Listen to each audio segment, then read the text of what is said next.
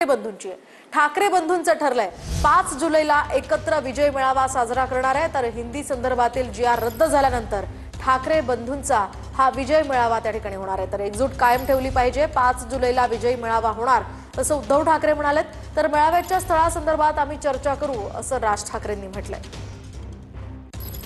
5 तारखेला विजय मेळावा म्हणा किंवा विजय मोर्चा हा येत्या 1-2 दिवसांमध्ये नेमकं काय आणि कुठे हे जाहीर होईल। त्याही बाबतीत आम्ही सगळ्यांशी बोलतो आहोत।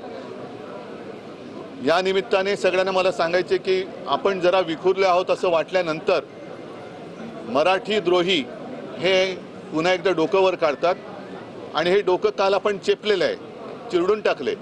हे पुन्हा यांचा फणावरती येऊ नये असं वाटत असेल तर परत संकट येण्याची वाट बघत बसण्यापेक्षा ही एकजूट ही आपण कायम ठेवली पाहिजे आणि या एकजुटीचं दर्शन हे येत्या 5 तारखेला आम्ही घडवल्याशिवाय राहणार नाही। हा जो निर्णय आला त्याच्यानंतर संजय राऊतांचा मला फोन आला होता आणि त्यांनी सांगितलं की आपल्याला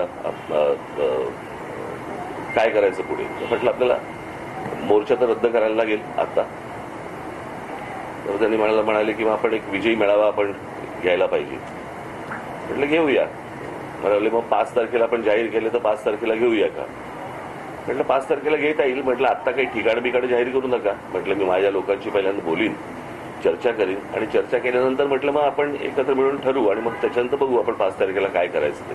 तो मेळावा जरी झाला तरी त्याला काही पक्षीय त्याला लेबल लावण्यात काही अर्थ नाहीये, कारण हा खरा तर विजय हा मराठी माणसाचा विजय आहे आणि त्या दृष्टिकोनातूनच या मेळाव्याकडे पाहिलं